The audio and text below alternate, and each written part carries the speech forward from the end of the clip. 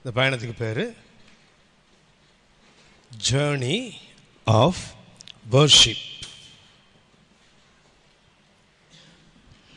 ஆராதனையின் பயணம். ஆதியாகமம் 12ஆம் அதிகாரம் 8ஆம் வசனத்தை அடிப்படையாக கொண்டு நாம் இந்த தியானத்தை, இந்த பாடத்தை கவனிப்போம். ஆதியாகமம் 12:8. இப்போது இருப்பது எங்கன்னா சீகேமில் இருக்கிறார் ஆபிரகாம். ஆபிரகாம் அது சேர்ந்த இடம் எது? 6ஆம் வசனத்தில் வாசித்தோம். கானானில் அவர் சீகேம் என்ற இடத்துக்கு வந்தபோது கர்த்தர் அவரோடு பேசினார். இப்போ ஆபிரகாம் எங்கே இருக்கிறார்? சீகேமில் இருக்கிறார். இங்கிருந்து அவர் எங்கே போகிறார்? பெத்தேலுக்கு போகிறார். சீகேமுக்கும் பெத்தேலுக்கும் இடைப்பட்ட தூரம் 20 மைல். ஆபிரகாமுடைய 3வது பயணம் 20 மைல் தூரம். இந்த 20 மைல் தூரம் சொல்லப்போனால் he traveled southward. எங்கே போகிறார்? தெற்கு நோக்கி பிரயாணம் பண்ணுகிறார். அவர் இருந்தது சீகேமில். அவர் இப்போ போவது 3வது பயணம் எங்கே? சீகேமிலிருந்து பெத்தேல் வரைக்கும் போகிறார். அதுக்கு இடைப்பட்ட தூரம் 20 மைல். தெரியுமா நம்புகிறேன். 20 மைல்னால் ஒரு நாள் பயணம். சீகேமிலிருந்து புறப்பட்டால் பெத்தேலுக்கு எப்போ வேணால் ஒரு நாளில் போயிடலாம். ஏனென்றால் யூதனுடைய ஒரு நாள் பயணம் என்பது 20 மைல். ஆகவே ஒரு நாள் ட்ராவல் பண்ணி ஆபிரகாம் எங்கே போயிட்டார்? அவர் சீகேமுக்கு போய்விட்டார். இங்கே போன போது தான் அவர் ஆராதனையினுடைய சரியான அனுபவத்துக்குள் கடந்து வருகிறார். 12ஆம் அதிகாரம் 7ஆம் வசனத்தை வாசிங்க. 12:7. கர்த்தர் ஆபிரகாமுக்கு தரிசனமாகி என்ன பண்ணார்? நான் உனக்கு இந்த தேசத்தை கொடுப்பேன். அப்போ இந்த 12ஆம் அதிகாரம் 7ஆம் வசனம் ஆதியாகமும் 12:7 அனுபவங்கள் என்னவென்றால், ஒன்று விஷன்.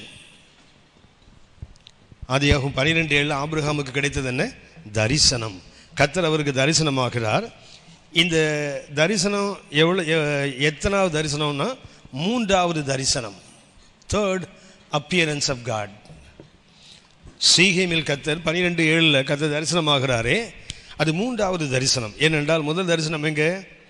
ஊர் என்ற இடத்துல கல்தைய நாட்டில் இருக்கும்போது கர்த்தர் அங்கே தரிசனமாகி நான் உனக்கு காண்பிக்கும் தேசத்துக்கு வா என்றார். ஆபிரகாம் வந்து ஆரானில் இருந்து விட்டார். கர்த்தர் அங்கே தரிசனமாக என்ன பண்ணார்? நான் உனக்கு காண்பிக்கும் தேசத்துக்கு போ என்றார். அவர் வந்து சீகேமுக்கு வந்தபோது கர்த்தர் 3வது தரிசனமாகிறார். கர்த்தர் ஆபிரகாமுக்கு தரிசனமானது 3வது தரிசனம். இது தூரம் எவ்வளவு தூரம்? 1100 மைல். காலம் எவ்வளோன்னா ஏறக்குறைய 5 ஆண்டுகள். இந்த 3வது தரிசனம் ஆபிரகாமுக்கு கிடைப்பதற்கு தூரம் எவ்வளவு? அவளை ஏற்கனவே சொல்லியிருக்கேன். இது ஊர் என்ற இடம். இங்கிருந்து ஆபிரகாம் ஆரானுக்கு வந்தார். ஆரான் இது வந்து 700 மைல். ஆரான்லேருந்து சீகேம் 400 மைல். இது 3வது தரிசனம். இங்கே 1வது தரிசனம், ஆரானில் 2வது தரிசனம், 3வது சீகேமில் தரிசனம். டோட்டலாக Abraham has travelled 1100 miles. 1100 mile அவர் புறப்பட்டு பயணப்பட்டு வந்தபோது கர்த்தர் அவருக்கு இந்த 3வது தரிசனத்தை கொடுக்கிறார். இதுக்கு காலம் வேத பண்டிதருடைய கணிப்பின்படி நமக்கு வேதத்தில் தெளிவாக இல்லை. அழைத்ததும் சீகேம் வந்து சேர்ந்ததுக்கும் சீகேம் வரும்போது அவருக்கு 75 வயசுன்னு போட்டிருக்கு. அவ்வளவுதான். கானானுக்குள் வரும்போது அவருக்கு 75 வயசு. ஆனால் இங்கே எத்தனை வயசில் கர்த்தர் கூப்பிட்டாரு தெரியாது. ஏன்னா இங்கே தங்கி இருந்திருக்கிறார். எது வரைக்கும்? தகப்பன் சாகர வரைக்கும் இங்கே தங்கி இருந்திருக்கிறார் இல்லையா? அதனால ஒரு குறிப்பிட்ட காலத்து இந்த சாதாரணமாக 1100 மைல் ட்ராவல் பண்ணுறதுக்கு எவ்வளோ ஆகும்? ஏறக்குறைய 55 நாள். ஒரு நாளைக்கு 20 மைல் தூரம் 20 மைல் தூரம் தான் நடப்பாங்க. அப்போ இது ஏறக்குறைய 2 மாதம் ஆகும். 2 மாதம்னா ஆபிரகாம் நேராக அப்படி வந்துடல. ஆபிரகாம் தனி மனிதனாகவும் இல்லை. நமக்கு மைண்டில் எப்படி இருக்குன்னா, ஆபிரகாம் கூட சாராள்கிட்ட இருந்தாங்க, கூட லோத்து இருந்தார், அவங்க அப்பா வந்தார், செத்து போயிட்டார், அவ்வளோதானே? அவ்வளோ இல்லை. ஒரு பெரிய பரிவாரம் கூட வருது.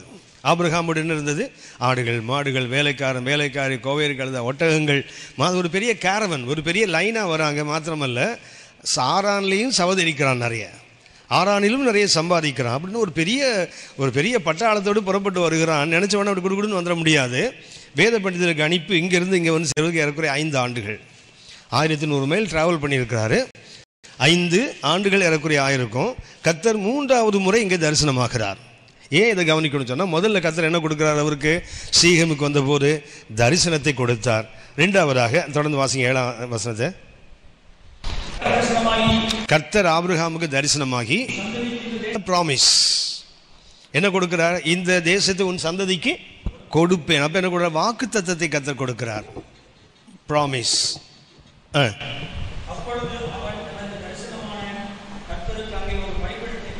ஆபிரகாம் 12ஆம் அதிகாரம் 7ஆம் வசனத்தை என்ன கட்டுகிறார்? ஒரு பலிபீடத்தை கட்டினார். Abraham build an altar. ஆபிரகாம் ஒரு பலிபீடத்தை எங்க கட்டிட்டாரு? சீகேமில் கட்டிவிட்டார். தொடர்ந்து வாசிங்க. பின்பு அவன் அவ்விடம் விட்டு பெயர்ந்து. பின்பு என்ன செய்கிறார்? அவர் அவ்விடம் விட்டு பெயர்கிறார். கவனிங்க, ஆதியாகமம் 12:7 சீகேமில் ஆபிரகாம் வந்து விட்டார். கர்த்தர் அவருக்கு தரிசனமானார். தரிசனமா என்ன சொல்றாரு? உனக்கும் இந்த சந்ததிக்கும் தேசத்தை கொடுப்பேன் என்று கர்த்தர் வாக்குறுதி செய்து விட்டார். இது கிடைச்ச உடனே ஆபிரகாம் என்ன செய்கிறார்? அங்கே ஒரு பலிபீடத்தை கட்டுகிறார். அதாவது ஆபிரகாம் பலிபீடத்தை கட்டுவதற்கு ஒரு காரணம் இருக்கு. என்ன காரணம்? கர்த்தர் தரிசனமாயிருக்கிறார். இரண்டாவது, குறித்த இடத்துக்கு கர்த்தர் அழைத்து வந்துட்டார். மூன்றாவது என்ன கொடுத்திருக்கிறார்? அவருக்கு வாக்கு தத்தத்தையும் கொடுத்திருக்கிறார். ஆகவே ஆபிரகாம் என்ன பண்ணாரு? பலிபீடத்தை கட்டினார். இங்கே கட்டிவிட்டு 8ஆம் வசனம் வாசிங்க. பின்பு அவன் அவ்விடம் விட்டு பெயர்ந்து. பின்பு அவர் அவ்விடம் விட்டு பெயர்ந்து பெத்தேலுக்கு கிழக்கே இருக்கும். பெத்தேலுக்கு கிழக்கே இருக்கும் மலைக்கு போய் பெத்தேல் தனக்கு மேற்காகவும் பெத்தேல் தனக்கு மேற்காகவும் ஆயி கிழக்காகவும் இருக்க கூடாரம் போட்டு அங்கே கர்த்தருக்கு ஒரு பலிபீடத்தை கட்டி. இரண்டாவதும் கர்த்தருக்கு என்ன செய்கிறார்? ஆபிரகாம் ஒரு பலிபீடத்தை கட்டுகிறார். 12:7 ஆபிரகாம் ஒரு பலிபீடத்தை கட்டினார். 12:8 பார்த்தீங்கன்னா மறுபடியும் என்ன செய்கிறாரு? ஒரு பலிபீடத்தை கட்டுகிறார். இங்கே ஏன் கட்டினார்? தரிசனம். இரண்டாவது என்ன கொடுத்தார்? வாக்குத்தத்தம் கொடுத்தார். மூன்றாவது அங்கே அவருக்கு கிடைத்த ஒன்று கிடைத்தது. 2 மலைகளுக்கு நடுவே கடந்த முறை நாம் கவனித்தோம். சீகேம் எங்கே இருக்குது? அதுக்கு ஐடியா இருக்கா? சீகேம் எங்கே இருக்குது? சீகேமில் இருக்கும். சீகேம் எங்கே இருக்கும்? ஒரு பக்கத்தில் கெர்சிம் மலை, இன்னொரு பக்கத்தில் ஏபால் மலை. சரியா? ஒரு பக்கத்தில் கெர்சிம், இன்னொரு பக்கத்தில் ஏபால். கெர்சிம் என்பது என்ன? செழிப்பான மலை, ஆசீர்வாதம் சொல்லப்பட்ட இடம். ஏபால் என்பது என்ன? வறண்டு போன பூமி, சாபத்தை சொல்லுகிற இடம். அப்படின்னு அந்த சீகேம் எங்கே இருக்குது? ஆசீர்வாதத்துக்கும் சாபத்துக்கும் நடுவே, பிட்வீன் பிளெஸ்ஸிங் அண்ட் கர்ஸ்.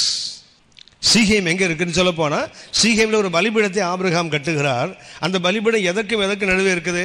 ஆசீர்வாதத்துக்கும் சாபத்துக்கும் நடுவே கட்டப்படுகிறது. மாத்திரமல்ல, அவர் இதை எங்கே கட்டினார்? இந்த பிளெயின்ஸ். 6ஆம் வசனம் வாசிங்க. 12:6.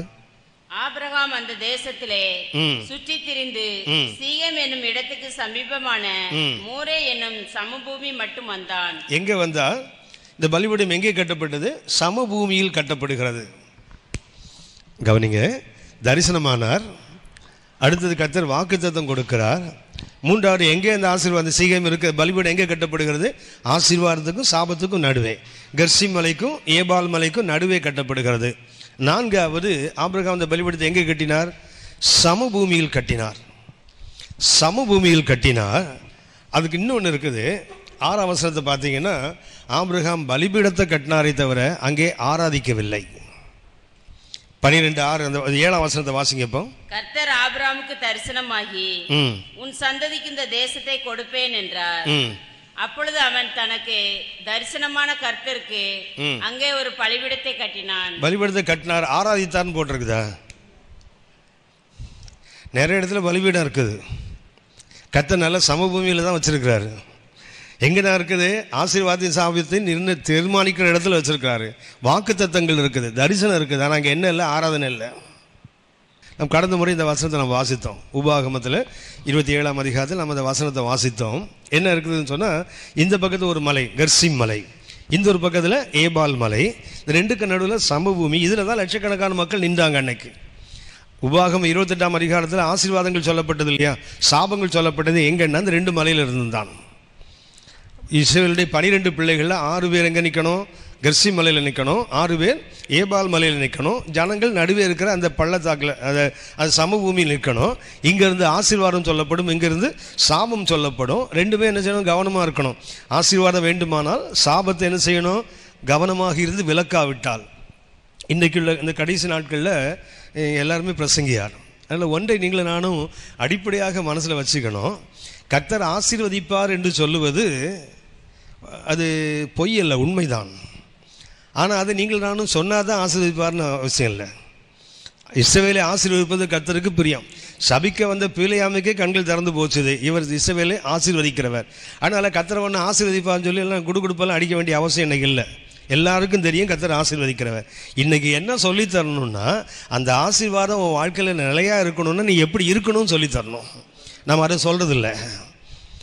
கர்த்தருடைய வாளாக்காமல் தலையாக்குவார். எப்போ தலையாக்குவார்னு சொல்லித்தரணும்ல அவனுக்கு. நீ கடன் வாங்க மாட்டேன், கடன் கொடுப்பேன்னு சொல்லிருக்கல, எப்போன்னு சொல்லித்தரணும் தானே. சொல்லித்தராமல் என்ன பண்ணுறோம், கர்த்தர் இப்படி கையை உழுக்குனா ஒன்றும் வந்துடாது ஒன்றும். இன்றைக்கி நாம் இன்றைக்கி எதை கற்றுக்கொண்டு இருக்கிறோம், கர்த்தர் ஒன்று ஆசீர்வதிப்பார், ஒன்று மேலாக வைப்பார், நீதாயா அந்த ஊருக்கு ராஜா நீதான், எல்லாம் சரிதான், அது ஒன்றும் பொய்யல்ல. ஆனால் அதை இன்றைக்கி சொல்ல வேண்டிய அவசியம் இல்லை. வேதம் தெளிவாக சொல்லுது. இன்றைக்கி என்ன தேவை, நீ எப்படி இருந்தால் அந்த ஆசீர்வாதம் உன் மேலே தங்கும்னு சொல்லி தரணும்ல. நீ ஆசீர்வாதமாக இருக்க வேண்டுமானால், கர்த்தர் சொன்ன வாக்குத்தத்தங்கள் உன் வாழ்க்கையில் அனுபவத்தில் வர வேண்டுமானால் எப்படி வாழணும்னு கற்றுக் கொடுக்கணும்ல. அதை கற்றுக் கொடுக்க ஆட்கள் இல்லை. ஏனென்றால் சொல்கிறவங்களுக்கு அந்த அனுபவம் இல்லை.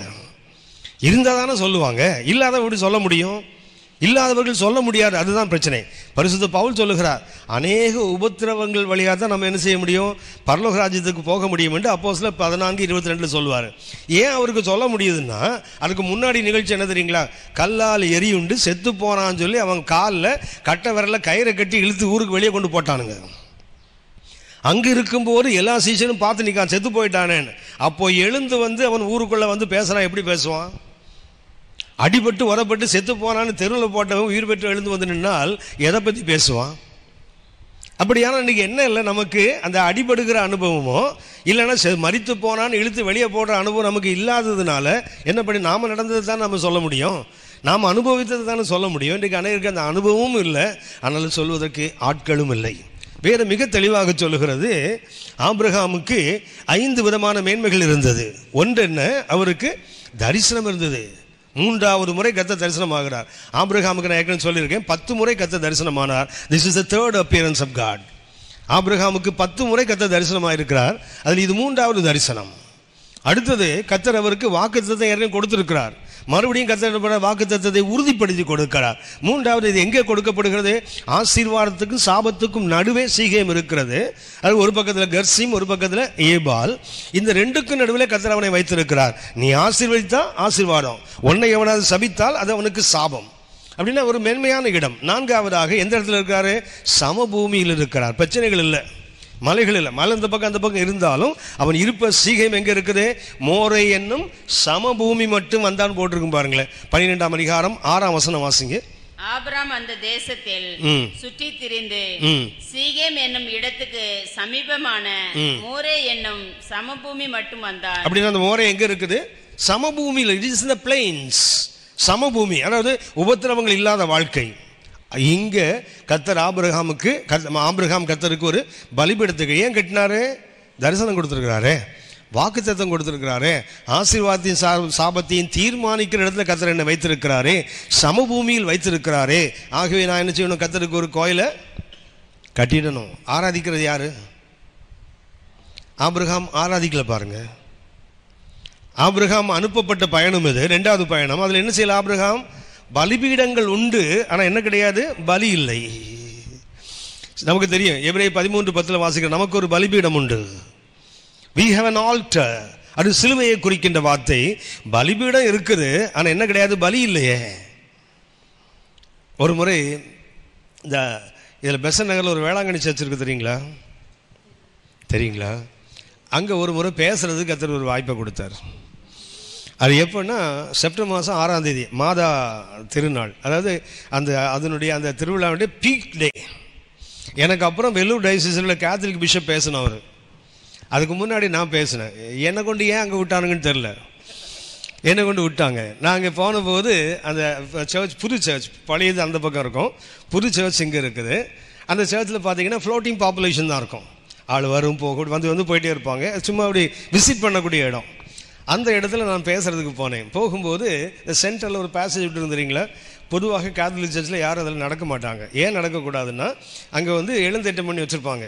அந்த கம்யூனியன், அந்த வேஃபர் இருக்குது பார்த்தீங்களா, அதை வச்சுருப்பாங்க. பாஸ் பண்ணி போனால் கூட போ பண்ணி தான் போகணும். இந்த பக்கம் திரும்பி போகலாம், அப்படி தான் போகணும். நான் கேத்தலிக்காகவே பிறந்து ஆல்டர் பாயாக வளர்ந்தவன். எனக்கு இதெல்லாம் தெரியும். வேணுன்னு கொழுப்பு நேராக நடந்தேன். ஏன்னா கேத்தலிக் சர்ச்சில் இருக்கிற விக்கிரகம் எது தெரியுங்களா? பொம்மை இல்லை, படம் இல்லை, அந்த அப்படி க்ரூசி தூக்கி வைக்கிறாங்களே, அதுக்குள்ளே இயேசு மாம்சத்தோடு இரத்தத்தோடு இருக்கிறார்ன்றது அவங்களுக்கு நம்பிக்கை. ஆக என்ன பண்ணேன், அது இல்லை. அதுதான் பைபிள் சொல்கிறது, கிறிஸ்துவனுடைய நினைவு தானே தவிர அது வந்து கிறிஸ்துவாக மாறாது. கேத்தலிக் சர்ச்சில் பார்த்தீங்கன்னா அந்த ஃபர்ஸ்ட் ஹோலி கம்யூனியன் கொடுக்கும்போது சொல்லிக் கொடுப்பான், பல்லு படக்கூடாது, அதில் பட்டா ரத்தம் வந்துடும்னுவாங்க. பிரைஸ்ல ஏன்னா உள்ள ஏசுநாதர் இருக்கார்ல, கடிச்சா ரத்தம் வந்துடுமா. சும்மா இதெல்லாம் கதை, ஜனங்களை ஏமாற்றி வச்சுருந்தானுங்க. நானும் ரொம்ப நாள் ஏமாந்துட்டு இருந்தேன் அப்படி தான். ஏன்னா அதை பல்ல கடிச்சிட்டு என்ன ஆகிடும்ல, ஏசுநாதர் இருக்கார்ல, ரத்தம். அவங்க கேட்பாங்க, நம்ம வந்து சாதாரணமாக கம்யூனியனில் அப்பமும் ரசமும் கொடுக்குறோம்ல, அவங்க பெரும்பாலும் அப்போ மாத்திரமே கொடுக்குறாங்க. என்னையான்னு காரணம் கேட்டால், ஏசுநாதர் உள்ளே இருக்கிறார்ல, அப்போ உள்ளே என்ன இருக்குது, ரத்தம் சேர்ந்து இருக்குது, ஆனால் தனியாக கொடுக்க வேண்டாம். அப்போ ஃபாதர் மாத்திரம் ஏன் தனியாக குடிக்கிறாரு? அப்போ எங்களுக்கு மாத்திரம் என்ன பண்ணுறீங்க, உள்ள ஏசுநாதர் பில்டின், அதனால நீ குடிக்க வேண்டாம். அப்போ ஃபாதர் மாத்திரம் ஏன் தனித்தனியாக குடிக்கிறாரு? அப்போ அவருக்கும் ஒன்று தானே குடிக்கணும். மாத்திரம் இல்லை, ஏதாவது ஸ்பெஷல் அக்கேஷன்ஸ் வச்சிங்களேன், ஒரு மேரேஜு இல்லை ஒரு வெட்டிங் டே இல்லை ஒரு குழந்தைக்கு ஞானஸ்தானம் எப்படி வந்தீங்களா, அதை டிப் பண்ணி இது என்ன ஆக்காது. அதான் உள்ளே ஏசுநாதர் இருக்காரு, மேலே ஒரு கோட்டிங்காக ஏசுநாதர் பிளட்டு போட்டோம். என்ன பண்ணேன்னா அதில் நடந்து போனேன்னா, நடந்து போனதுக்கு பின்னாடி பெரிய சர்ச்சை வந்தது. அப்புறம் சொல்லிட்டான், உன்னை இனிமேல் இந்த சர்ச் பக்கம் விடமாட்டோம் பாடுறான்னு சொல்லி அன்றைக்கே முடிவு பண்ணாங்க. ஆனால் கிடைத்த வாய்ப்பை சரியாக பயன்படுத்தி கொண்டேன். எனக்கு கேட்டதில் ஒரு 50 ப்ரீஸ்ட் இருப்பாங்க, அன்றைக்கி ஒரு 200 நன்ஸ் இருப்பாங்க அந்த கூட்டத்தில். வந்து போனவங்களாம் அந்த வாசல் அந்த வாசல் அந்த வாசல் அந்த வாசல் எல்லாத்துலையும் நின்றுட்டாங்க, யாரும் அசையலை. என்ன தெரியுங்களா, கிருபை பெற்றோடைய வாழ்கணில் பேசினேன், அப்படி சொல்லுவோம், மரியாதை வீட்டில் பேசினேன், எவன் மூவ் ஆவான். வேளாங்கண்ணி கோயிலில் மாதிரி மாரி விட்டு பேசினா யாரும் மூவ் ஆவாங்க. நான் அன்றைக்கி போகும்போது எனக்கு ஒரு ஆச்சரியம் காத்திருந்தது. அந்த ஆல்டரில் பார்த்தீங்கன்னா லெஃப்ட் சைடில் ஒரு க்ரூசிஃபைடு அந்த சிலுவை இருக்கும், அது க்ரூசிஃபிக்ஸ் என்று சொல்வார்கள் ஆங்கிலத்தில். அதை பாடுபட்ட சொரூபம் ஒன்று இருக்கும். அந்த சொரூபத்துக்கு கீழே என்ன பண்ணாங்கன்னா ஒரு சின்ன அந்த டேபிள் வச்சு அதில் அந்த துணி உரிப்பா. கேத்தலிக் சர்ச்சில் அந்த எம்ப்ராய்டரி ஒர்க்லாம் அற்புதமாக இருக்கும் அந்த டேபிள் கிளாத்தில். அதில் பார்த்தீங்கன்னா ஒரு பறவை, தாய் பறவை படத்தை போட்டு, தாய் பறவை என்ன பண்ணுது, உடம்பு கிழிச்சு அந்த ரத்தத்தை குஞ்சுகளுக்கு கொடுக்குற. இந்த படம் பார்த்துருக்கீங்களா? குமரி மாவட்டத்தில் தேங்காய்பட்டணம்னு ஒரு இடம் இருக்குது, கடற்கரை ஓரமாக. அங்கே ஒரு முறை ஒரு கன்வென்ஷனுக்கு போன போது ஒரு கேத்தலிக் சர்ச்சில் பார்த்தேன். அதாவது பார்த்தீங்கன்னா மிரண்டுருவீங்க, அவ்வளோ அந்த ஆல்டரோட அந்த சர்ச்சோட என்ட்ரன்ஸில் மேலே அந்த மதர் பேர்டோட படம் அது அப்படியே ஸ்ட்ரக்சரில் பண்ணியிருக்காங்க. அது அந்த உடம்பை கிழித்து அந்த ரத்தத்தை குஞ்சுகளுக்கு ஊட்டுற மாதிரி ஒரு காட்சி. அது அதே காட்சி இங்கே என்ன பண்ணால் எம்ப்ராய்டர் பண்ணி இந்த தொங்குற துணியில் இருந்தது. நான் அப்படி நடந்து வரேன். அதில் என்ன சிந்திக்க வைத்தது என்னென்னா, அந்த தாய்ப்பறவை ரத்தத்தை எடுத்து குஞ்சுகளுக்கு ஊட்டுவது போல் அந்த காட்சி இருக்குது, எம்ப்ராய்டரி பண்ணியிருக்காங்க. அதில் சுற்றி ஒரு வார்த்தை எழுதியிருந்தாங்க, என் பலி இங்கே, உன் பலி எங்கே. அதில் ஒரு கேள்வி, என் பலி இங்கே, நான் என்ன சிலுவையில் ஒப்பு கொடுத்துட்டேன், உன் பலி எங்கே. ஒவ்வொரு நாளும் நான் அந்த வார்த்தையை யோசித்து பார்ப்பேன். இயேசு நமக்காக பலியானார், நம்ம திருப்பி அவருக்கு என்ன பலியானோம்? நம்ம அதை செய்யலையே. அது ஒரு கேத்தலிக் சர்ச்சாக இருக்கலாம், விக்கிரகத்தை ஆராதிக்கிறவனாக இருக்கலாம், ஆனால் அவனுக்கு கூட ஒரு தரிசனம் இருக்குது. இயேசு எனக்காக பலியானார், இப்போ நானும் அவருக்காக பலியாகணும்ல. நிறைய பலிபீடங்கள் இருக்குது, என்ன கிடையாது, பலி இல்லை. ஆபிரகாமும் பலிபீடத்தை கட்டினான். The first altar Abraham built in the promised land. வாக்குத்தத்தம் பண்ணப்பட்ட தேசத்தில் ஆபிரகாம் கட்டின முதலாவது பலிபீடம். அங்கே என்ன கிடையாது, ஆராதனை இல்லை. ஆராதனை இல்லாமல் ஏன் பலிபீடம் கட்டணும் கேட்கணும்ல, கேட்கணுமா வேண்டாமா? கேட்டான்னு சொல்லுவார், அவர் தரிசனம் ஆனார்ல, வாக்குத்தத்தம் கொடுத்தார்ல, என்ன ஆசீர்வாதமாக சாபமாக வச்சிருக்காருல்ல, என்ன சமபூமியில் வச்சிருக்கிறாரு, அப்புறம் ஏன் பலிபீடம் கட்ட மாட்டேன்? இன்றைக்கி நிறைய ஆலயங்கள் கட்டப்படுவதற்கு காரணம் என்ன, இந்த நாளுக்கும் தான். ஆனால் இந்த நாளும் இல்லை, தேவை என்ன, இது தேவை. இன்றைக்கு என்ன, ஆராதனை.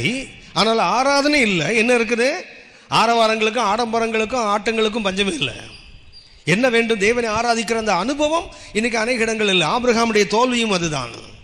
ஆபிரகாம் ஆரம்பிக்கும் போது மகா மேன்மையான அனுபவங்கள் அவருக்கு இருக்கிறது. ஆனால் என்ன இல்லை, பலிபீடம் உண்டு, ஆனால் ஆராதனை இல்லை.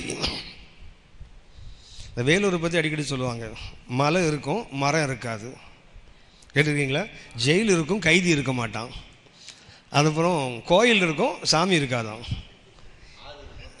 ஆடு இருக்கும் தண்ணி இருக்காது. ஒருத்தன் கடுப்பில் சொன்னான், எங்கள் வீட்டுக்கு எதிர ஒரு டெலிஃபோன்ஸில் மேனேஜராக இருந்து ரிட்டையர் ஆன ஒருத்தர் இருக்கார், பொம்பளை இருக்கும் அழுகு இருக்காதுன்னாரு. அவர் கடுப்பு, அது அவர் கடுப்பு அவருக்கு. அது சரி, அது நிறைய இருக்குது ஆனால் நிறைய இல்லை. நிறைய இருக்குது ஆனால் நிறைய, இன்றைக்கி ஆலயங்கள் எல்லாமே இருக்குது, என்ன இல்லை, ஆராதனை மாத்திரம் இல்லை, ஆராதனை என்ற போர்வையில் நம்ம இன்னைக்கு ஆட்டங்களையும் பாட்டங்களையும் கற்றுக்கொண்டோம். சரி, போகட்டும். அது ஆபிரகாமுடைய அடுத்த பகுதிக்கு வருவோம். இப்போ 12:7 வாசிங்க, 12:8 வாசிங்க. பின்பு அவன் அவ்விடம் விட்டு பெயர்ந்து பெத்தேலுக்கு கிழக்கே இருக்கும் மலைக்கு போய் பெத்தேல் தனக்கு மேற்காகவும் ஆயி கிழக்காகவும் இருக்க கூடாரம் போட்டு அங்கே கர்த்தருக்கு ஒரு பலிபீடத்தை கட்டி கர்த்தருடைய நாமத்தை தொழுது கொண்டான். ஆராதனை வந்துச்சு பார்த்தீங்களா? ஒரு வசனத்துக்குள்ள எவ்வளவு பெரிய மாற்றம் பாருங்க. 12:7 பலிபீடம் இருக்குது, என்ன கிடையாது, ஆராதனை இல்லை. பீடத்தை கட்டினாலே தவிர ஆராதிக்கவில்லை. ஆனால் 8ஆம் வசனத்துக்கு போனீங்கன்னா ஆபிரகாம் அங்கிருந்து பெயர்ந்து போகிறார். ஆபிரகாமுடைய ஜேர்னி ஆஃப் வர்ஷிப்பில் முக்கியமாக there is improvement in is worship. ஆராதனையில் என்ன வேண்டும்? முன்னேற்றம் வேண்டும். போன வாரம் பாடினேன், அதே 4 பாட்டை திருப்பி பாடினேன். இல்லைன்னா அதே மாதிரி டைமிங் உள்ள வேறு 4 பாட்டு பாடினேன். அப்புறம் போன வாரம் இப்படி ஸ்டெப் போட்டேன், இந்த வாரம் இப்படி ஸ்டெப் போடுவேன், அப்படி போட்டு என்ன கொஞ்சம் மாற்றிக்கிறோம்ல, ஆட்டத்தையும் பாட்டத்தையும் மாற்றிக்கிறோம்ல, அது அல்ல ஆராதனையின் வளர்ச்சி. நம்ம எல்லாருக்கும் தெரிந்த வசனம், நம்முடைய ஆராதனை அளக்கப்படுகிறது, அதை மறந்தே போகாதீங்க.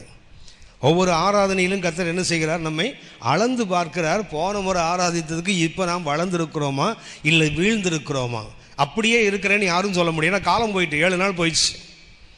காலத்தை பார்த்தா என்னவா இருக்கணும்? அதுக்கேற்ற வளர்ச்சி இருக்கணும்ல. காலங்கள் போகிறதே தவிர அதுக்கேற்ற வளர்ச்சி இல்லாவிட்டால், வெளிப்படுத்தின விசேஷம் 11ஆம் அதிகாரம் 1ஆம் வசனம் வாசிங்க. வெளிப்பாடு 11:1. பின்பு கைக்கோலுக்கு ஒப்பான ஒரு அளவுகோல் என்னிடத்தில் கொடுக்கப்பட்டது. ஒரு அளவுகோல் என்னிடத்தில், யார்? ஒரு தூதன் பரிசுத்த யோவானிடத்தில் கொடுக்கப்படுகிறது. யோவான் எழுதுகிறார், பின்பு கைக்கோலுக்கு ஒப்பான ஒரு அளவுகோல் என்னிடத்தில் கொடுக்கப்பட்டது. அப்பொழுது தேவதூதன் நின்று என்னை நோக்கி, யோவானை நோக்கி, நீ எழுந்து. கொஞ்சம் கவனிச்சிங்களா? அளப்பதற்கு கர்த்தர் எதை கொடுத்துருக்கிறாரு? கோலை கொடுத்துருக்காரு. கோலை வாங்கினவர் என்ன பண்ணுறாரு? உட்கார்ந்துருக்கிறாரு. அளப்பதற்கு கோலை வாங்கினவனே உட்கார்ந்துருந்தா அளக்கப்படுற ஆசாமி படுத்து கிடக்க மாட்டான். வாத்தியார் ஸ்கூலுக்கு வராமல் வயிற்றுவலின்னு வீட்டில் படுத்தா மாணவன் 1 மாதம் வரமாட்டான்ல. ஆசிரியரே இப்படின்னா மாணவன் எப்படி இருப்பான்? அளக்க வேண்டிய யோவான் கையில் என்ன இருக்குது? அளவுகோல் கொடுக்கப்படுகிறது. ஆனால் அவர் என்ன பண்ணுறாரு? உட்கார்ந்துருந்தா. அப்படின்னா அளக்கப்படுற ஆசாமி எப்படி இருப்பான்? 1 சாமுவேல் 16ஆம் அதிகாரத்தை வாசித்து பார்த்தீங்கன்னா, அபிஷேகம் பண்ணுவதற்கு சாமுவேலை கர்த்தர் அனுப்பிவிட்டார். அவன் பெத்லெஹேமுக்கு போனான். ஈசாய் வீட்டில் போய் உட்கார்ந்துருக்கிறான். ஒவ்வொரு பிள்ளைகளாக வருகிறான். இவன் இல்லை. முதல் பையன் எலியாப் வருகிறான். வந்தபோது சாமுவேல் என்ன பண்ணாதீங்களா? பாட்டில் ஓப்பன் பண்ணிட்டார். இவன் தானாக்கும்னு என்ன பண்ணிட்டாரு?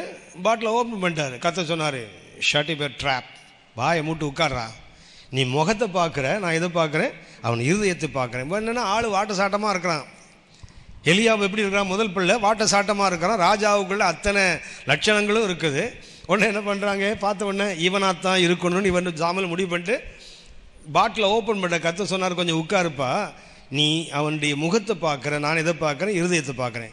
7 பேர் போயிட்டான், 7 பேர் இல்லை. சாமுவேல் கேட்குறான், இவ்வளவுதானா? அங்கே ஒரு உதவாக்கிற பையன் இருக்கிறான். ஆனால் அப்பா அம்மாவே முடிவு பண்ணிட்டாங்க, எதுக்கு லாயக்கு இல்லை? அரசு ஆளுவதற்கு லாயக்கு இல்லைன்னு அப்பா அம்மாவே முடிவு பண்ணிட்டு என்ன பண்ணாங்க? மூட்டை கட்டி அனுப்பிட்டாங்க. ஒழுங்காக இருக்கிற பொழப்பை போய் பாடுறான்னு துரத்தி விட்டாங்க. சாமுவேல் சொல்கிறார், அவன் வரும் வரைக்கும் நான் என்ன செய்ய மாட்டேன்? சாப்பிட மாட்டேன். சாமுவேல் உட்கார்ந்துருக்கிற தாவீது வரான். மந்தைக்கு ஆள் அனுப்பி தாவீது வருகிறான். வேறு சொல்லுறது, சிவந்த மேனி அழகிய கண்களோடு ஒரு வாலிபன் வருகிறான். சாமுவேல் என்ன பண்ணுறாரு? எலியாவை பார்த்த உடனே எழுந்து பாட்டில் திறந்தார்ல, தாவீதை பார்த்த உடனே எழுந்து பாட்டில் திறக்கணும்ல, கம்முன்னு உட்கார்ந்துருக்கார். ஏன்னா இவனாவது அரசால போகிறதாவது. எலியாவுன்னு எப்படி இருக்கணும்? குறைஞ்சது நம்ம தம்பி கமல்ராஜ் மாதிரியாவது கொஞ்சம் உயரமாக வாட்ட சட்டமாக இருந்தால் ராஜாவாருக்கு தகுதி இருக்குது. அகஸ்டின் மாதிரி 5 கால் அடிக்க 2 அங்குலம் குறைவில் கத்திரிக்காய் கையும் காலமும் முளைச்சோன்னா யாராவது ஊழியக்காரன் ஏற்றுப்பானா? அப்பியரன்ஸ் தேவை தானே. ஆனால் உருவம் முக்கியமானது தானே. பர்சனாலிட்டி அது கற்றுக் கொடுக்குறது பெரிய கிருபை தான். ஆனால் இந்த சாமுவேல் என்ன பண்ணுறான்? எலியாவையே இல்லைன்ட்டாரு, ஈவனா உட்கார்ந்துருக்கிறான். ரொம்ப மகிமையான காரியம். கர்த்தர் சாமுவேல் சொல்றாரு, எழுந்து அவன் அபிஷேகம் பண்ணு. நல்ல கவனித்துக் கொள்ளுங்கள். அளப்பதற்கு கர்த்தர் யார் கையில் கோலை கொடுத்துருக்காரு? யோவான் கையில் கோலை கொடுத்தா வாங்கிட்டு உட்கார்ந்துருக்கிறான். அளக்க வேண்டிய ஊழியர்களே உட்கார்ந்துருந்தா அளக்கப்படுற விசுவாசி எப்படி இருப்பான்? சபையை நடத்தி தேவ சத்தத்தை கேட்டு தேவனுடைய சித்தத்தை வெளிப்படுத்த வேண்டிய தேவ ஊழியர்களே சனிக்கிழமை சாயங்காலம் மாலுக்கும் இல்லை பிக்னிக் சென்டருக்கும் சுற்றிட்டு ஞாயிற்றுக்கிழமை காலில் வந்து பிரசங்கம் பண்ணால் விசுவாசி எப்படி வருவான் ஆலயத்துக்கு? தேவ ஜனங்கள் எப்படி வருவாங்க? இன்றைக்கி பாருங்கள், சனிக்கிழமை சாயங்காலம் எது பார்ட்டிக்கு போகிற நாள், சனிக்கிழமை சாயங்காலம் திருமண ரிசப்ஷனுக்கு போகிற நாள், சனிக்கிழமை சாயங்காலம் அவுட்டிங் போகிற நாள். அதுதானே இன்னைக்கு. சமீபத்தில் ஒரு சபைக்கு போனபோது அந்த பாஸ்டர் அங்கே சபைக்கு சொல்லி கொண்டிருக்கிறார், சனிக்கிழமை மத்தியானம் 3 மணிக்கு மேலே எவனாவது கத்தோடைய சிந்தை இல்லாமல் வேறு சிந்தனையாக இருந்தால் நாசமாக போயிடுவேன்றார். அது நேரடியாக தான், ஒன்றும் மறைவெல்லாம் கிடையாது, நாசம் உருப்படாமல் போயிடுவேன், அவ்வளவுதான். சனிக்கிழமை மத்தியானம் 3 மணிக்கு மேலே உனக்கு கத்தோடைய சிந்தையை தவிர வேறு எதுவும் இருக்கக்கூடாது. நான் உங்களுக்கு சொல்லியிருக்கிறேன், பில்லி கிரஹாம் போன்ற தேவ மந்திரிகள் எப்படி தெரியுங்களா, ஞாயிற்றுக்கிழமை பிரசங்கம் பண்ணுறதுக்கு போன திங்கக்கிழமையிலேருந்து ஆயத்தமாவாங்களாம். போன திங்கக்கிழமை, அதாவது சண்டே சர்வீஸ் முடிச்சுட்டு பேசி முடித்த உடனே என்ன பண்ணுவாங்க தெரியுங்களா, அடுத்த திங்கக்கிழமை காலையிலேருந்து அடுத்த ஞாயிற்றுக்கிழமை பேசுகிறதுக்கு ஆயத்தமாவானா. நம்மளே ஞாயிற்றுக்கிழமை காலையில் இங்கே வந்து நின்று பாட்டு புஸ்தகத்தை தேடுவார்ப்பாங்க, ஒரு பாட்டு சொல்லுங்கள், ஆராதனைக்கு உருப்படும் தானே ஆராதனை. புல்பீட்டில் வந்து பாட்டு தேடுனா இது உருப்படுறதுக்கு தானே. யோசித்து பாருங்கள், ஏன் வீட்டிலேருந்து அது பாட்டு ஆயத்தம் பண்ண முடியாதா? வீட்டில் வரும்போது தானே இன்டர்நெட்டை எட்டி பார்க்குறது, ஏதாவது செய்தி கிடைக்குமா? சில தங்கமான பாஸ்டர் உங்களுக்கு சொல்லி, நீங்களாம் தங்கம், ஒரிஜினல் தங்கங்கள் சிலது இருக்குது. என்ன பண்ணுறீங்களா, இந்த டிவியில் அந்த மென்னு துப்பி இந்த சாறு போய் ஒரு சக்கையை போடுவான் தெரியுங்களா பிரசங்கம், அதை உட்காந்து நோட் எடுக்கிற பசங்க யாரெல்லாம் இருக்கிறாங்க. டிவியில் வர செய்தி எப்படிப்பட்ட கேடு கெட்ட செய்தி நமக்கு தெரியும். ஏசு நல்லவர், குடுகுடுப்பு அடிக்கிறதா அவர் ஒன்றும் கிடையாது, அவர் ஒன்றை விடுதலை ஆக்குவார், இதுதான் செய்தி. அதை போய் உட்காந்து ஒரு பாஸ்டர் நோட் எடுத்து இவர் போய் சபையில் பிரசங்கம் பண்ணால் அந்த சபை என்னத்துக்கு ஆகும்னு யோசித்து பாருங்கள். தேவ சத்தத்தை கேட்க வேண்டாம், தேவ சமூகத்தில் காத்து கிடக்க வேண்டாம். அளக்க வேண்டிய யோவானே உட்கார்ந்து இருக்கிறாரு, தூதன் என்று சொல்றான், நீ எழுந்துன்றான் பாருங்க. வாசிங்க 11. பின்பு கைகோலுக்கு ஒப்பான ஒரு அளவுகோல் இடத்தில் கொடுக்கப்பட்டது, நீ எழுந்து.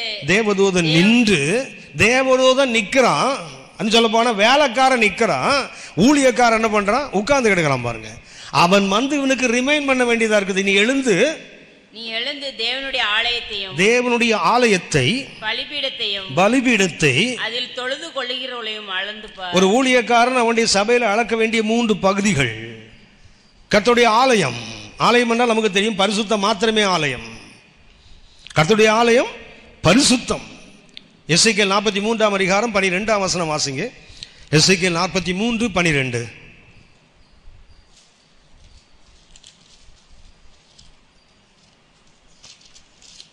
ஆலயத்தினுடைய பிரமாணம் என்னவென்றால், ஆலயத்துக்கு ஒரு பிரமாணம் உண்டு என்றால் அது என்ன, மலை உச்சியின் மேல் சுற்றிலும் அதன் எல்லையெங்கும் மிகவும் பரிசுத்தமாய் இருக்கும். ஆலயத்துக்கு ஒரே ஒரு பிரமாணம் தான், பரிசுத்தம் கூட இல்லை, மிகவும் பரிசுத்தம். ஆலயம் அளக்கப்படுகிறது என்றால் ஆராதனை ஆலயம் எது அளக்கப்படுகிறது, பரிசுத்தம் அளக்கப்படுகிறது. சாதாரண பரிசுத்தம் இல்லை, மிகவும் பரிசுத்தம். மிகவும் பரிசுத்தம் மிக மிக முக்கியமானது. மத்தேயு 5 அதிகாரம் 8 வாசிக்கிறோம்ல, எது சுத்தம் உள்ளவர்கள். அந்த சுத்தம் என்பதற்கு பயன்படுத்துகின்ற ஒரு அற்புதமான கிரேக்க வார்த்தை இருக்கு. சுத்தம் என்பதற்கு பயன்படுத்துகின்ற ஒரு கிரேக்க வார்த்தையில் பயன்படுத்துகிறாங்க. மத்தேயு 5:8 ஆண்டவராக இயேசு பயன்படுத்தின வார்த்தை கத்தாரோஸ்.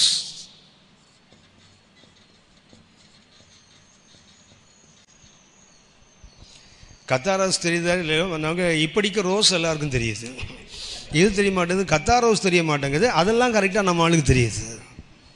புரியாவிட்டால் கத்தருக்கு மகிமை. ஒரு வார்த்தை என்ன, கத்தாரோஸ், பியோர் என்ற வார்த்தைக்கு, அந்த சுத்தம் என்பதற்கு பயன்படுத்துகின்ற ஒரு கிரேக்க வார்த்தை கத்தாரோஸ். இன்னொன்று ஹாக்னோஸ், இன்னொன்று எலிக்ரினஸ். புதிய ஏற்பாட்டில் பியோர் என்பதற்கு 3 வார்த்தை பயன்படுத்துகிறாங்க. சுத்தம் என்பதற்கு 3 வார்த்தைகள் பயன்படுத்துகிறாங்க புதிய ஏற்பாட்டில். ஒன்று ஹாக்னோஸ். இந்த ஹாக்னோஸ் என்பது உதாரணமாக யாக்கோபு 3:17 பார்த்தீங்கன்னு சொன்னால், பரத்திலிருந்து வருகின்ற ஞானமோ முதலாவது சுத்தம், அதில் பயன்படுத்துகிற வார்த்தை தான் இது.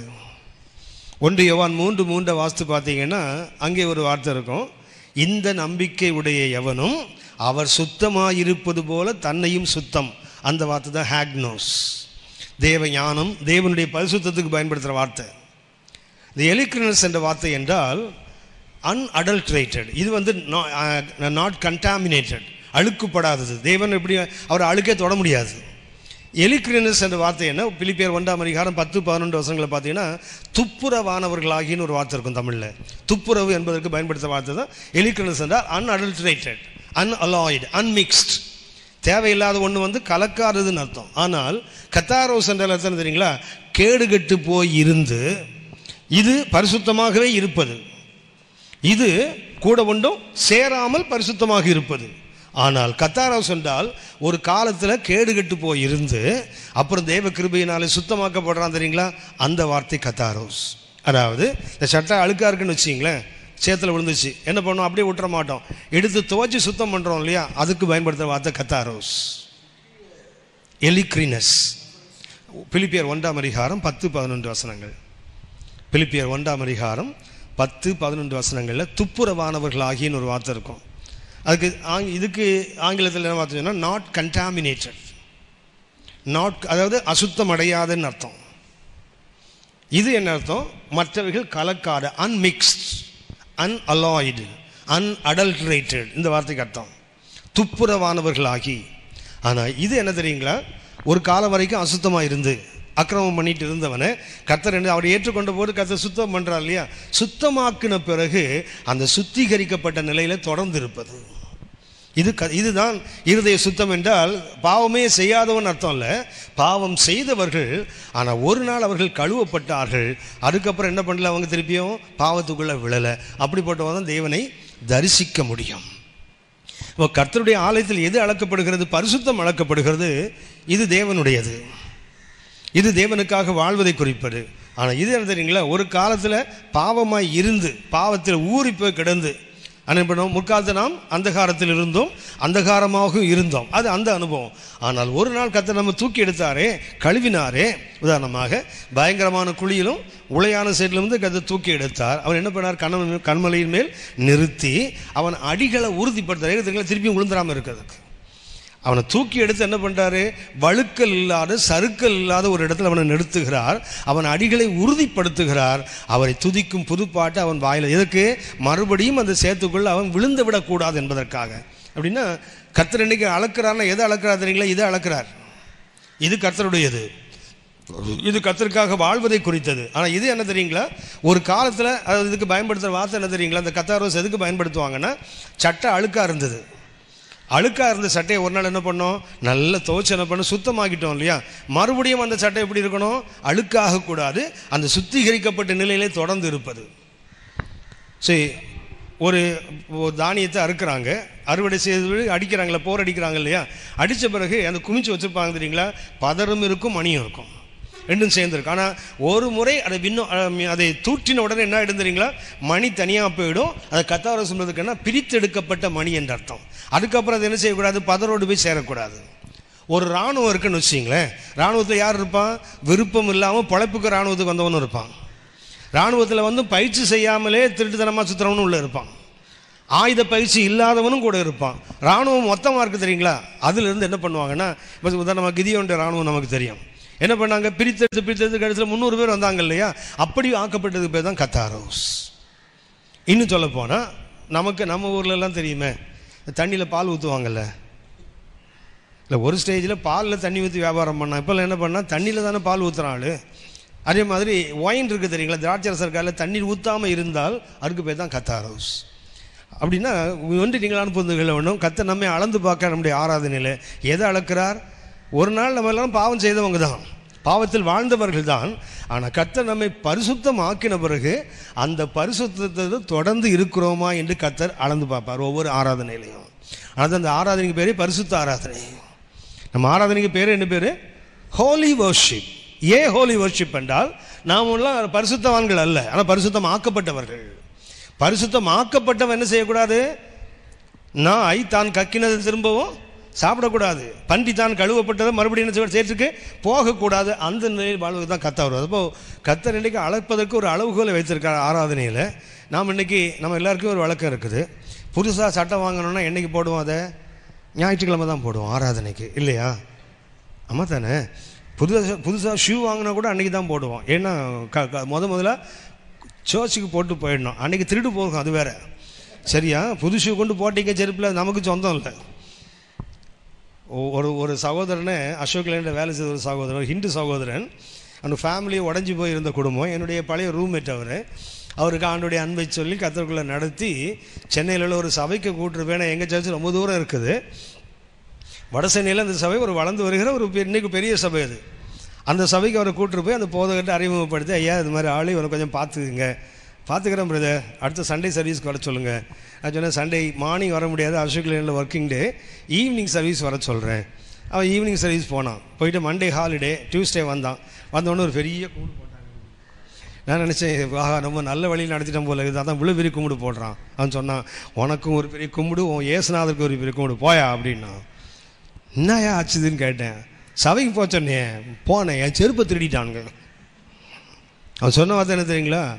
உலகத்தில் எங்கே வேணாலும் செருப்பு திருடலாம், சபையில் செருப்பு திருடுனா அது உண்மையிலே வேதனைப்பட வேண்டிய. அது அவன் என்ன நினைக்கிறான்னா, அவன் ஆசீர்வாதமே போயிட்டு நடக்குது, அதை அபசகுனமாக நினைக்கிறான். அதை ஹிந்து மார்க்லேருந்து ஊறி போனவன் சபைக்கு போகும்போது செருப்பு தொலைஞ்சு போனால் அவன் என்ன நினைக்கிறான், இது கடவுளுக்கு விருப்பம் இல்லை போல இருக்குது, நம்ம சாமியை விட்டு இங்கே வந்து அந்த சாமி தண்டிக்கிறான், அதான் செருப்பு காணாமல் போயிடுச்சு. செருப்பு திருடர்கள் எங்கே இருக்கிறானோ நம்ம சபையில் கரெக்டாக இருக்கிறானுங்க. அது எனக்கு என்னென்னா, ஒரு செருப்புக்குள்ளே காலை போட்டாலே உணர்வு தெரியுங்களே, நம்ம கால் இல்லைன்னு தெரியும் தானே, செருப்புக்குள்ளே போட்டால் தெரியும் தானே. உணர்வு இங்கே தான் இல்லைன்னா காலில் கூட இல்லை பாருங்கள். எந்த செருப்புக்குள்ளே போட்டாலும் போட்டு போயிடுறான், அடம்பிடிக்கிறவங்களாம் இருக்கிறான். ஒரே மாதிரி 2 செருப்பு. இந்தியாவுக்கு ஒரு கேடு என்னென்னா, ஹவாய் சப்பல் செய்தால் ஒன்றில் சாண்டல் கலர் இல்லைன்னா ப்ளூ கலர். 200 பேர் சபைக்கு வந்தாலும் 200 பேர் காலையும் ப்ளூ கலரில் தான் இருக்கும். அதான் கேடு நமக்கு. அது எந்த டிகிரிஸில் இருக்குதுன்னு கேலிஃபர் வச்சு தான் அளந்து பார்க்கணும். இனிமேல் இவ்வளோ திக்னஸ் இருக்குது, இவ்வளோ தேஞ்சி போச்சு, கட்டை வரல் இவ்வளோ அழுத்தி இருக்குது, கேவலம் தானே. என்ன தெரியுங்களா, 33 வயது வரை நான் கேத்தலிக் சர்ச்சில் இருந்திருக்கிறேன். செருப்பு அங்கே திருடு போனதே இல்லை. பேசலாம், பரலோகந்தான் என் பேச்சு. காலில் திருட்டு செருப்பு இருக்கும். பேசலாம், பரிசுத்தம் தான் என் மூச்சு. பாட்டு பொய் தானே, பொய் போட்டு தானே ராகம் சொல்கிறோம். ராகம் போட்டு பொய் சொல்கிற கூட்டம் யாருன்னு நம்ம கூட்டம் தான். சரி போகட்டும். கர்த்தர் ஆராதனை எதை அளந்து பார்க்கிறார்? நம்முடைய பரிசுத்தத்தை அளந்து பார்க்கிறார். ஒன்று தெரியுங்களா, God's expectation is something more. கர்த்தருடைய எதிர்பார்ப்பு இருக்குது. ஒரு கோல் கொடுக்கப்பட்டிருக்கலாம் அவன்ட்டு. அந்த கோளுடைய அளவு எவ்வளோ தெரியுங்களா? எசேக்கியேல் 40:5 வாசிங்க. எசேக்கியேல் 40ஆம் அதிகாரம் 5ஆம் வசனம் வாசிங்க. அந்த கோலோட அளவுகோலை பாருங்க. இதோ ஆலயத்துக்கு புறம்பே சுற்றிலும் ஒரு மதில் இருந்தது. சுற்றிலும் ஒரு மதில் இருந்தது. அந்த புருஷன் கையிலே 6 முழ நீளமான ஒரு அளவுகோல் இருந்தது. ஆலயத்தை அளப்பதற்கு பயன்படுத்துகிற அளவுகோலுடைய அளவு என்ன தெரியுங்களா? 6 முழம், ஏறக்குறைய 10 அடி. ஒரு மனிதனை அளப்பதற்கு கர்த்தர் எவ்வளவு கொடுக்கிறார்? 6 முழம். ஒரு முழம் என்பது 18 அங்குலத்துக்கு மேலே, அப்ராக்சிமேட்டா 20 இன்ச்சஸ், 20 இன்ச்சஸ்.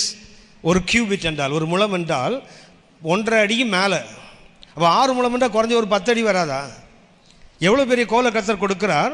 10 அடி உயரத்து ஒரு கோலை வச்சுருக்கான். அதுக்கு அர்த்தம் என்ன? எந்த மனுஷனும் 10 அடி வளர போகிறதில்ல. ஒருவேளை வளர்ந்தால் கோலியாக தான் வளரணும், அவன் நம்ம கோயிலுக்கு வரமாட்டான். அப்படி சொல்லுவாள். அதனால் அதுக்கு வேலை இல்லை அங்கே. அப்படின்னா கர்த்தருடைய எதிர்பார்ப்பு என்ன? மிகவும் இன்னும் வளரணும், இன்னும் வளரணும். நான் எப்போதுமே நினைப்பேன், இந்த அன்னாள்னு ஒரு அம்மா இருந்தாங்களா, அந்த அம்மா வருஷத்துக்கு ஒரு முறை கோயிலுக்கு போவாளாம். கொடுத்து வச்ச புண்ணியவதி. வருஷத்துக்கு ஒரு முறை கோயிலுக்கு போனால் போதும். அவளுக்கு நடுவில் என்ன செய்ய வேண்டாம்? காத்திருப்பு கூட்டத்துக்கு வா, பைபிள் ஸ்டடிக்கு வா, அப்புறம் இந்த கூட்டத்துக்கு வா, சகோதரி கூட்டத்துக்கு வா. இது மாதிரி உயிரெடுக்கிற வேலையில் வருஷத்துக்கு ஒரு முறை போவா. சின்ன சாமுவேலை ஆலயத்தில் விட்டுட்டு வந்துட்டா. ஒவ்வொரு வருஷம் போகும்போது அவள் என்ன சட்டை கொண்டு போவான்னு போட்டிருந்தீங்களா பைபிளில்? சின்ன சட்டை கொண்டு போவாளாம். அது அம்மாவா சும்மாவான்னு தெரியல. ஒவ்வொரு வருஷமும் பெரிய சட்டையில் கொண்டு போகணும். ஒவ்வொரு வருஷமும் என்ன செய்யணும்? இந்த இடம் ஸ்மாலாக, அடுத்தது மீடியம், அப்புறம் லார்ஜ், அப்புறம் எக்ஸ்ட்ரா லார்ஜ், அப்படிலாம் போகணும். அப்புறம் டபுள் எக்ஸ்எல்லாம் போனவ. ஆனால் இந்த அம்மா என்ன பண்ணுது? வருஷந்தோறும் என்ன பண்ண? சின்ன சட்டையாம்.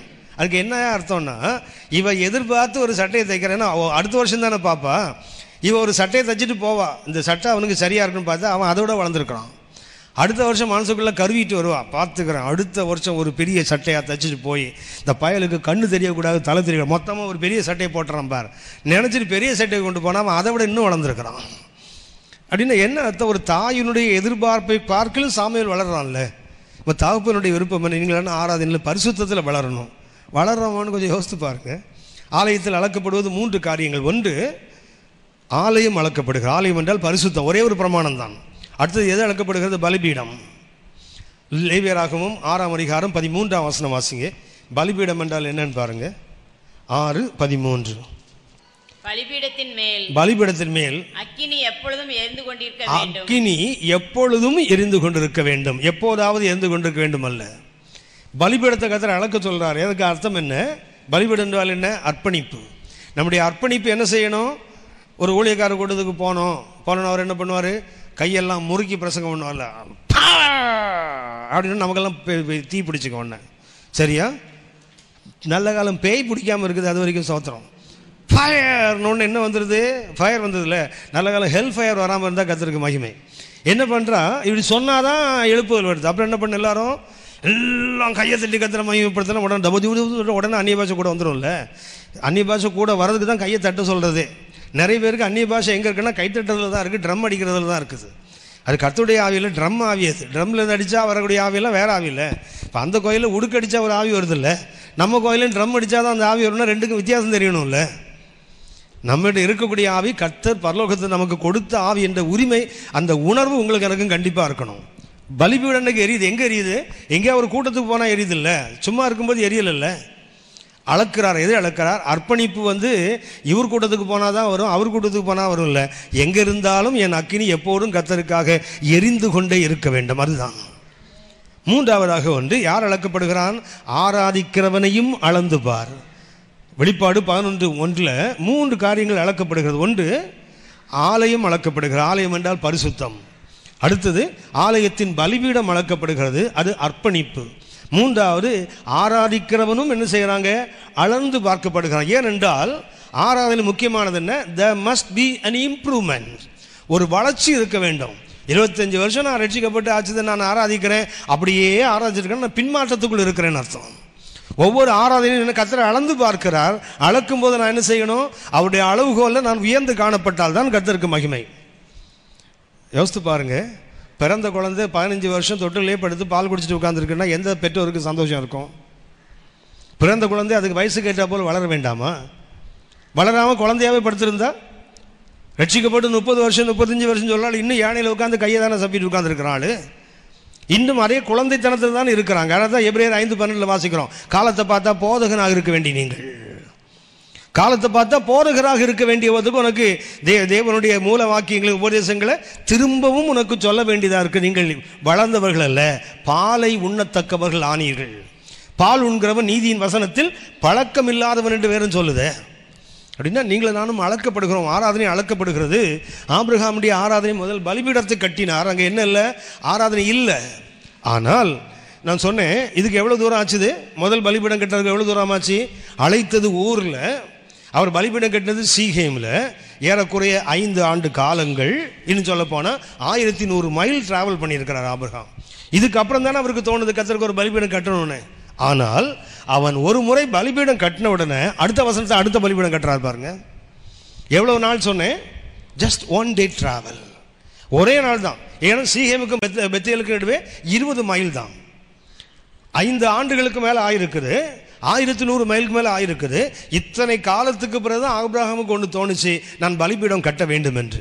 ஆனால் ஒரு முறை பலிபீடம் கட்டின உடனே அவனால் என்ன செய்ய முடியல? ஆராதனை இல்லாமல் ரொம்ப நாள் இருக்க முடியலை. இங்கே கட்டினார், ஆராதிக்கவில்லை. இதெல்லாம் இருந்தும் ஆராதனை இல்லை. ஆனால் அடுத்த வசனத்தில் பார்த்தீங்கன்னா 20 மைல் தான் டிராவல் பண்ணியிருக்கிறான். ஆபிரகாம் உணர்கிறான், பலிபீடம் இல்லாமல் நான் இனிமேல் வாழக்கூடாது என்று என்ன பண்ணுறான்? ஒரு பலிபீடத்தை கட்டி அவன் கர்த்தருடைய நாமத்தை அங்கே தொழுது கொண்டான் போட்டிருக்குது. அப்போ ஆராதனையில் தேவைப்படுவது என்ன? வளர்ச்சி. 8ஆம் வசனத்தை மறுபடியும் வாசிங்க. 12:8. அவன் அவ்விடம் விட்டு பெயர்ந்து பெத்தேலுக்கு கிழக்கே இருக்கும் மலைக்கு போய் பெத்தேல் தனக்கு மேற்காகவும் ஆயி கிழக்காகவும் இருக்க கூடாரம் போட்டு அங்கே கர்த்தருக்கு ஒரு பலிபீடத்தை கட்டி கர்த்தருடைய நாமத்தை தொழுது கொண்டான். முதல்ல கர்த்தர் தரிசனமானதுனால பலிபீடம் கட்டினார். இங்க எப்படி தெரியுங்களா? கர்த்தர் தரிசனம் ஆகாமலே பலிபீடம் கட்டுறார் பாருங்க. வித்வுட், இங்க முதல்ல சொன்ன இங்க விஷன், இங்க என்ன தெரியுங்களா? No vision.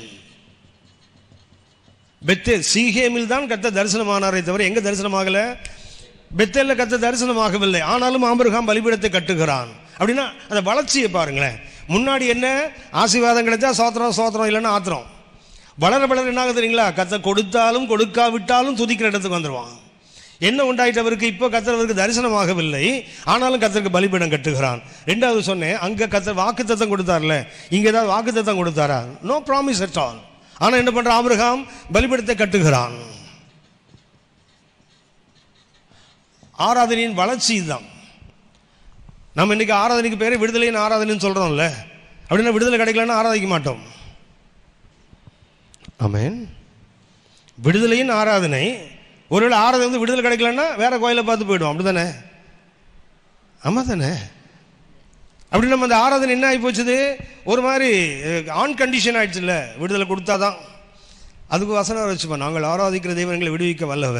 என்ன ஒன்று அக்னி சூளைக்குள்ளே அதுக்கு போட போகிறாங்க? என்ன ஒன்றும் இல்லையே. அதுக்குள்ளேயே இந்த இந்த இந்த பில்டப் உனக்கு என்னத்துக்கு? கர்த்தர் அவனை பலி அக்னி சூளைக்குள்ளே போட சொன்னார். ஆராதிக்கிறது விடுவிக்க. உனக்கு என்ன அக்னி சூளை எல்லாத்துக்கு போட போகிறாங்க? என்ன கோயிலில் கூட உடனே ஏசியில் தானே உட்கார வைக்க போகிறாங்க உனக்கு? அதுக்கெல்லாம் உனக்கு என்ன நோகுது உனக்கு? ரெண்டாவது, அவனுக்கு என்ன கொடுக்கப்படவில்லை? கர்த்தர் ஒன்று அவனுக்கு வாக்குறுதிகளை கொடுக்கவில்லை. ஆனாலும் ஆராதனையில் அவன் வளருகிறான். அவன் என்ன பண்ணுறான்? கொடுத்தாலும் சரி கொடுக்காவிட்டாலும் சரி அவர் ஆராதனைக்குரியவர், அவர் ஆராதிக்கப்பட தகுந்தவர், அவர் ஆராதனைக்கு பாத்திரர் என்று அவனுக்கு தோணுது பாருங்க. மூன்றாவதாக அவனுக்கு அங்கே என்ன கவனிச்சிருந்தீங்களா? Between blessing and curse. அங்கே என்ன நடந்தது? அதாவது 7ஆம் வசனத்தில் என்ன இருந்தது? ஆசீர்வாதத்துக்கும் சாபத்துக்கும் நடுவே அவன் கர்த்தருக்கு பலிபீடத்தை கட்டினான். இங்கே எங்கே கட்டினா தெரியுங்களா? பெத்தேலுக்கும் ஆயிக்கும் நடுவே. இங்கே எங்கே பலிபீடத்தை கட்டுறான்? பில்ட் பிட்வீன் பெத்தேல் அண்ட் ஆய்.